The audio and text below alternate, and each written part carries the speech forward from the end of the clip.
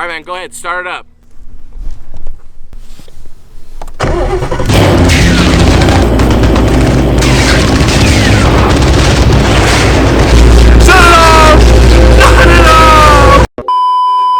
Today we are going to be designing the best sounding exhaust for Mustang GT, specifically Coyote motors.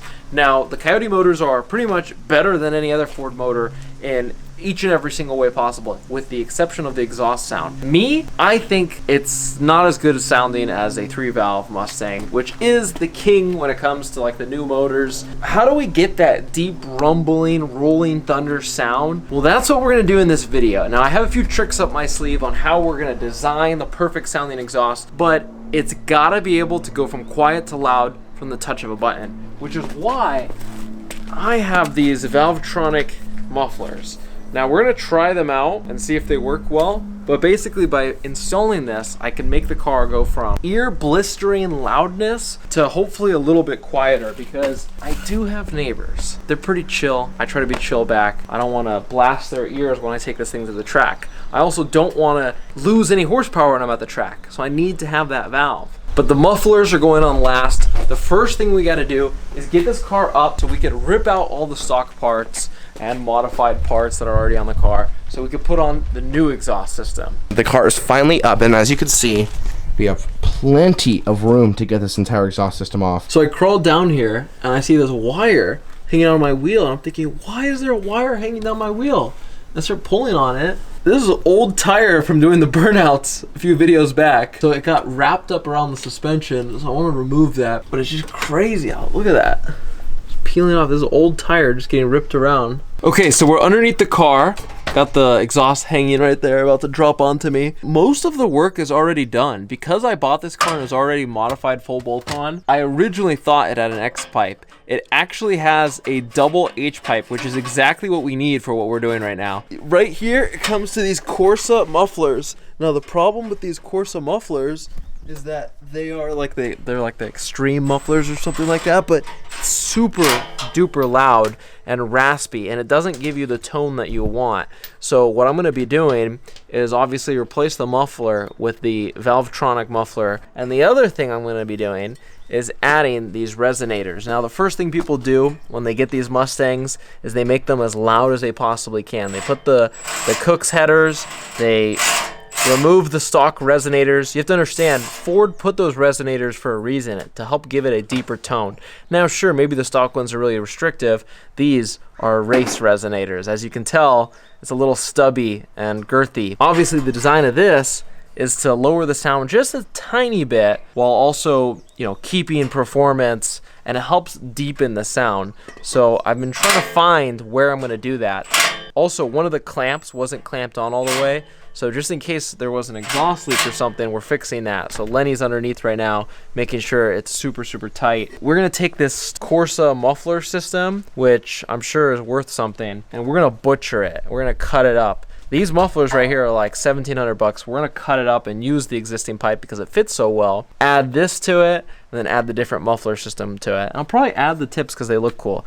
Okay, so we're under here, and Noah is basically throwing those resonators up on the pipe, and he's making some marks because it does get thicker and we don't want it to have any clearance issues. So we'll mark those while they're on the car before we drop basically this whole entire rear axle back exhaust system. And then we can take it off, we can start cutting and welding and changing out this system. Dude, this thing is like hanging off. I don't wonder it's being held on by a fucking zip tie. Oh, I could put 2 more zip ties right here. That should hold it steady. Yeah, I don't like how loose it is. We'll fix that. So let's remove these mufflers. There's 3 bolts, and one of them's right here. And then the next one's right here. Look at old knee jack. Noah's finally unbolted the entirety of it, and he's dropping it now. At least I think he is.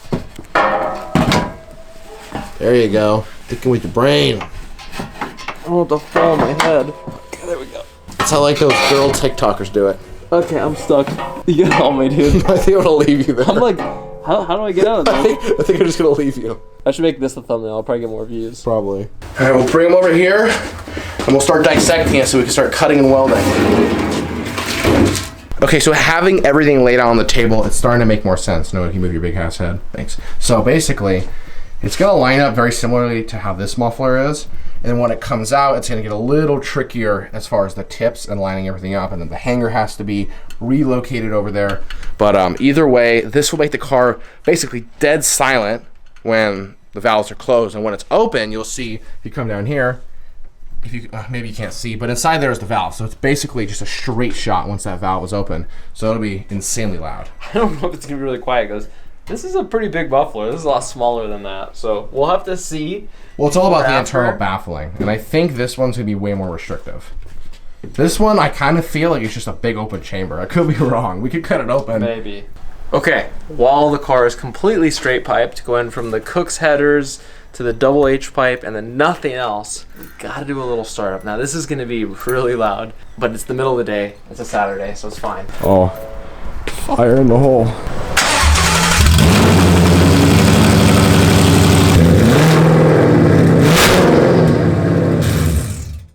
Sounds like absolute shit. God, I thought it was gonna sound crazier than that. Yeah, it's, you know, it's gotta be refined. If you wanna have a good Coyote sound, you gotta, you know, do what we're doing to really refine the sound, because it's a wild, untamed beast is what the Coyote motor is. It revs high, it's super raspy. It's basically taking a trumpet and putting it into a megaphone. I think there's a lot of misconception. People think like, oh, louder is better. And it's like, no, this thing has the loudness figured out. It's just so not refined. And that's what we're doing. That's what we're showing you how to do to make something, you know, that's better than anything else out there. And so many people are scared of resonators. They think, oh, they're gonna kill the power. Look at that. You're gonna tell me that's gonna kill your power? It's not. Now what it does is it will help refine it. Now I'm not saying, you know, you need your stock factory resonators. That might kill power. But I got these for like 20 bucks on Amazon. And I've got like the same things in my Chevelle, and it helped deepen the tone, give it a much better tone without sacrificing sound or quality. And you pair that up with like a sport muffler, and you're good to go. And you'll have that good deep sound that you want. So once again, we're playing the game of we don't have the correct tools to do the job, but we will manage. So ideally a bandsaw would be perfect for this, because we can cut here, cut here. We do have a chop saw that'll cut through it pretty fast, but based on the clearance, because it's such a weird shape, it's not gonna fit with the chop saw. So we're gonna have to use an angle grinder. And basically, luckily with this, it should somewhat be a slip fit. This side will, this side won't, although because we already have like this little bulge right here, maybe we can make it slip fit. So we're just gonna have to cut it and see, and then obviously it's gonna be welded on, so we'll make it work. So I did my measurements because it has to be exactly the same length so that everything fits, so that the tailpipe actually goes through in the rear valance where that little cutout is. It's gotta stick out through there. So Lenny's gonna cut away.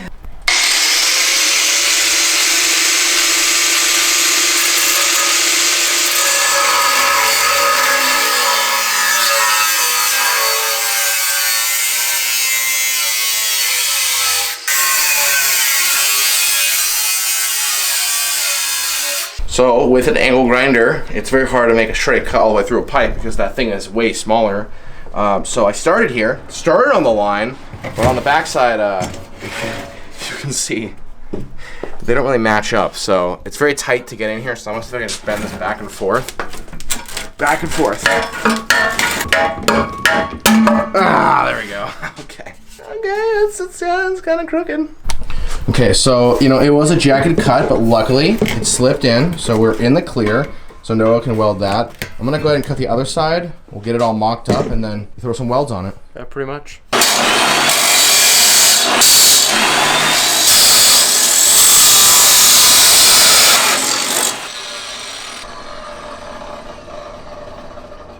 There we go.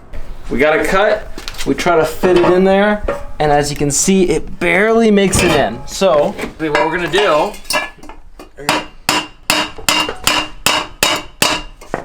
and just a few hits give us just that little bit of clearance. We're almost there. Oh, look at that. Actually, you know what? I think I could do it. Shove it in there, man. It's kind of weird the way you're doing it. Okay, so we pretty much got it all lined up. As you can tell, like, you know, we clocked it, we marked it, we compared it to the one on the ground, the stock one, and now Noah's just gonna put a few tacks on it. Then we're gonna test fit it. Before we put the entire weld on it, we've got to test fit it because there's a lot of different angles and, you know, rotations that could need to happen. And these cars are not very forgiving, and, you know, it fits one way. Okay, so Noah got done tack welding this on here. We loaded it up in the car, everything still fits, we're all good, all the angles are perfect. So now the next thing is to chop off this huge ass, clunky Corsa muffler. And there's really no great way to do this, so I'm just gonna go do the best I can. I don't know.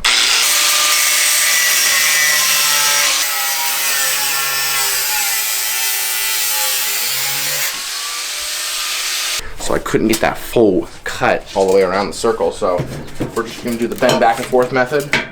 Good news is the cut was a lot straighter, which should make Noah's job a lot easier in welding. Come on, you bastard. Okay, so I just tacked the new muffler. As you can see, the muffler's on our custom little pipe.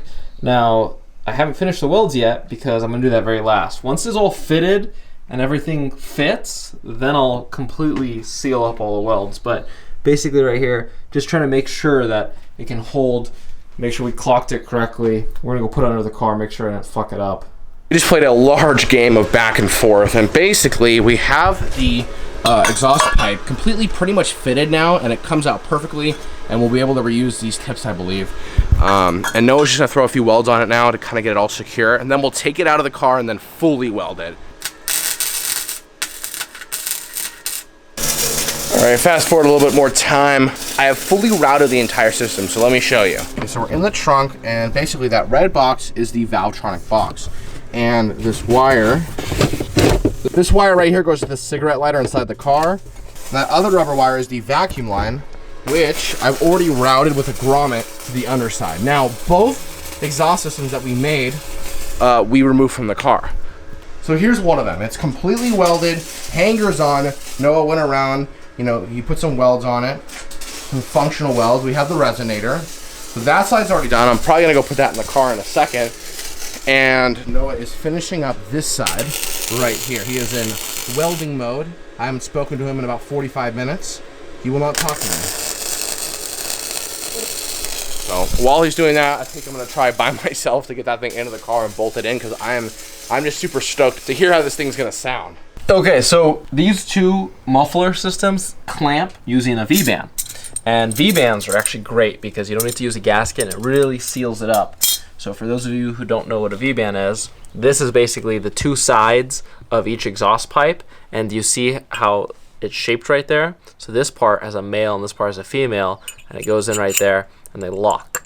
You get the clamp to go around it, basically pinching all the way around this little edge, and it's not gonna leak at all. And V-bands are great for exhaust. A lot of people that use turbos use V-bands, and I'm glad these mufflers already had V-bands on them, but the ones that were on it were completely busted up. They like scraped on stuff, and they basically just broke and seized on, so we had to cut them off and get two new V-bands. But these ones are actually much higher quality. I'm a little suspicious. I think this car, when I bought it, had some bad exhaust leaks, so we're making sure that there's no exhaust leaks at all. It's completely sealed up, because exhaust leaks sound terrible. They ruin the sound, and the whole purpose is to make the sound great. So let's clamp these on, and then we can hear how it sounds. The exhaust is in its final resting place.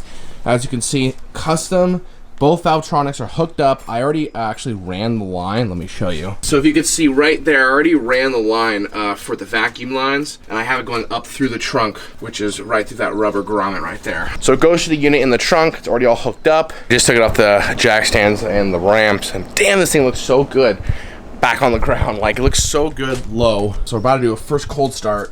I'm pretty excited. Right now the valves are closed, and you can see them. I don't know if it'll pick it up on the camera, but yeah, you can. Yeah, so these valves are closed, and these, obviously you saw these just branch into this pipe, so this is pretty much the entire exhaust coming out of here.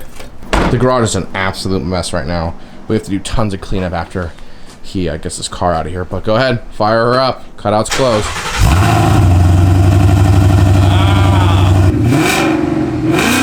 So that's obviously with the cutouts closed. Now let's open them up. So we're gonna get this thing to work. There we go. Hold on. Now we're open. Go ahead.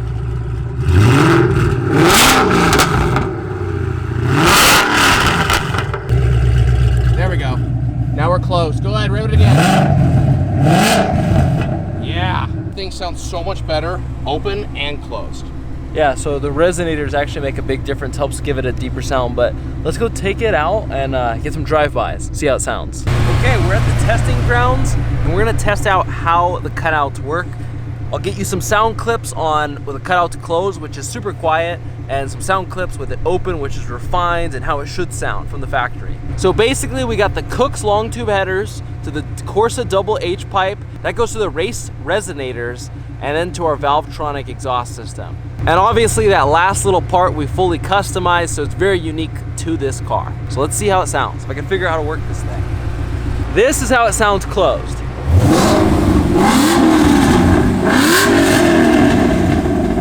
It's pretty quiet, and I like it because, you know, I could get around my neighborhood without just completely annoying my neighbors. But, you know, I gotta be able to hear the exhaust. So all I gotta do is press this little button right here. And did it work? no. Okay, it's open now. Give her a rev.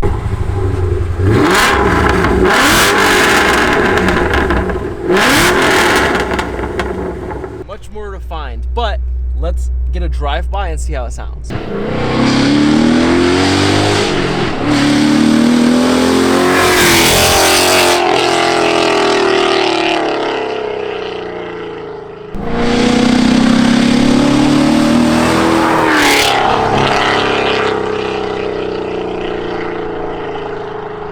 Okay, I'm pretty happy with how the exhaust turned out. For me, I'm a big fan of some kind of cutout system in my cars. And honestly, half of it was already done for me because I bought this car used. Ford put resonators on this car from the factory for a reason. I put race resonators, which are much smaller, but help deepen the tone just a little bit. And then, you know what? This car, I like the way it sounds now. But next up on the list, we gotta put E85 on this and take it back to the track, get some better times, see what we could do with it, because that's the whole purpose of this car, is to make it a 10-second car. So stay tuned for the next episode.